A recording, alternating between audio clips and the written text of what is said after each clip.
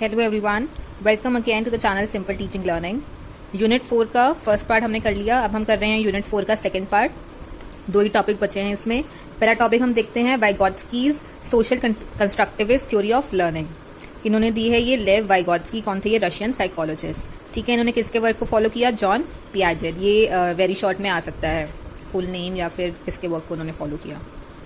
इन्होंने क्या कहा कि what a child can do today with assistance he will be able to do by himself tomorrow. आज जो एक बच्चा कोई काम किसी की हेल्प से कर सकता है, किसी के असिस्टेंस से कर सकता है, कल वो काम वही बच्चा अपने आप से कर लेगा। मतलब एक बार आप उसकी अगर हेल्प कर दोगे आज, तो कल उसको आपकी हेल्प की जरूरत नहीं पड़ेगी, कल वो काम वो खुद कर देगा। नाउ विगोत्स्कीज अप्रोच, इसमें 3 मेजर स्टेप्स थे। पहला था social interaction, second the more knowledgeable other MKO, या फिर एंड लास्ट में the zone of proximal development. इनके बारे में डिटेल से देखते हैं। सबसे पहले है सोशल इंटरेक्शन। सोशल इंटरेक्शन में कहा गया है कि जो बच्चे का डेवलपमेंट है, मेंटल डेवलपमेंट है, वो 2 स्टेजेस में होता है, 2 लेवल में होता है। पहला होता है सोशल लेवल, जिसको इंटर साइकोलॉजिकल भी कहा गया है। दूसरा होता है individual level, intra psychological level. ठीक है, जो सोसाइटी में रह के होता है वो है सोशल लेवल, और जो खुद सेल्फ रियलाइजेशन से होता है दैट इज इंडिविजुअल लेवल।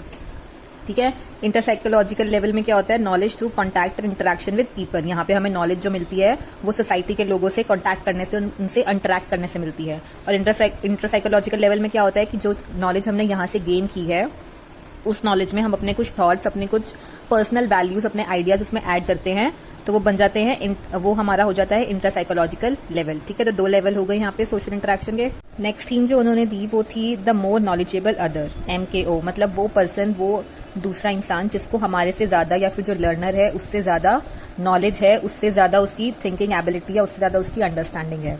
ठीक है, तीसरा है जोन ऑफ प्रॉक्सिमल डेवलपमेंट। इसमें क्या है? Distance between actual development level as determined by independent. ये ऐसे ही फिल्म में देखते हैं। मान लीजिए आप एक क्वेश्चन है सिंपल वाला और एक क्वेश्चन है थोड़ा डिफिकल्ट। ठीक है,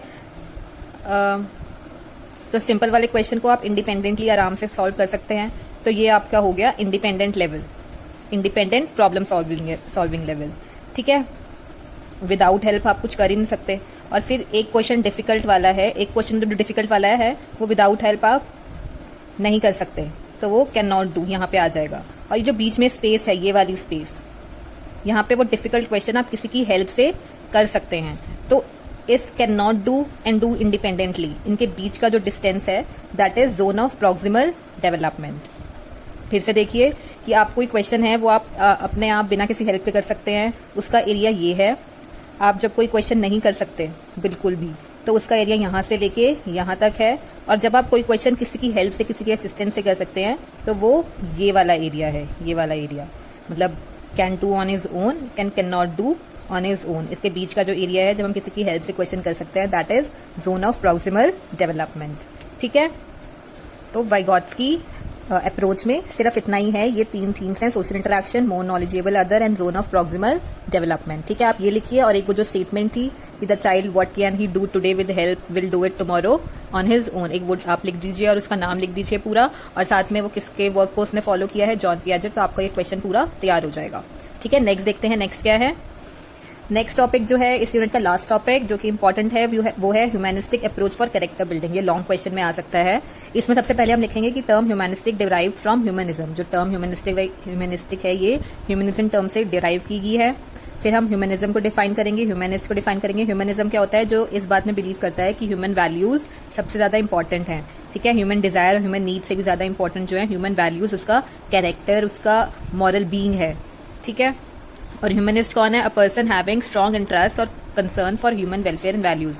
वो पर्सन जो कि ह्यूमन वेलफेयर में ज्यादा फोकस करता है, ज्यादा ध्यान अपना ह्यूमन वेलफेयर और ह्यूमन की वैल्यूज में लगाता है, वो हो गया हमारा ह्यूमनिस्ट। तो एक पैराग्राफ आपका इसमें इंट्रोडक्शन में हो जाएगा।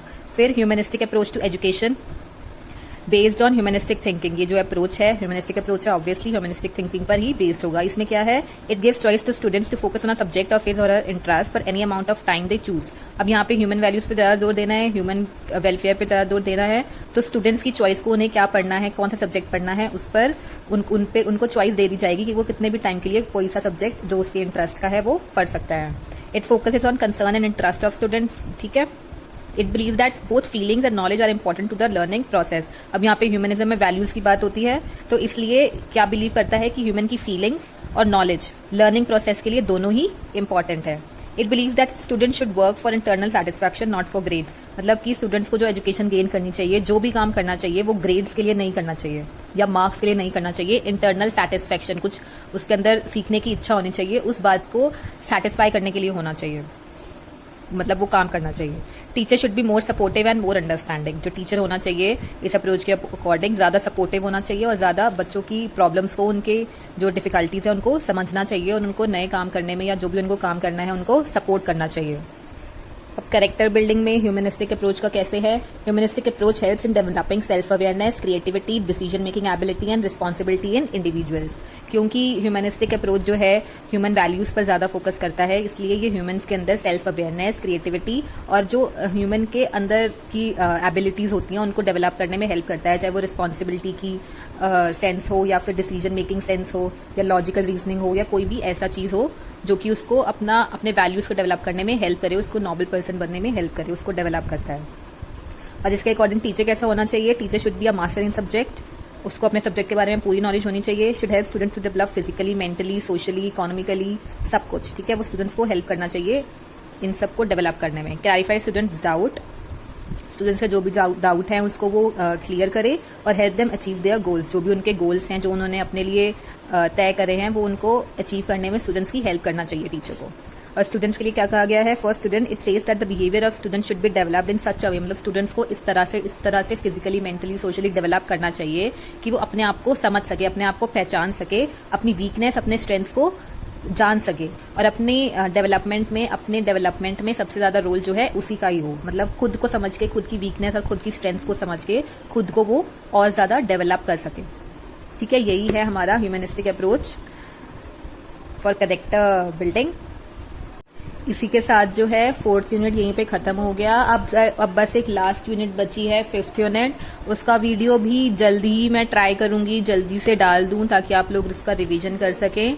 तब तक के लिए आप 4th यूनिट तक अपना पूरा रिवाइज करके खत्म रखिए, नेक्स्ट यूनिट जल्दी ही अपलोड हो जाएगी चैनल पर। और अगर आपको ये वीडियो अच्छा लगा हो, हेल्पफुल लगा हो, तो प्लीज़ इस वीडियो को लाइक कर दें और अपने फ्रेंड्स के साथ शेयर भी करें और कमेंट करके बताएं कि आपको ये वीडियो कैसा लगा, और साथ में चैनल को सब्सक्राइब भी कर दें। तो अभी के लिए इतना ही, 5th यूनिट का वेट कीजिए। Thank you.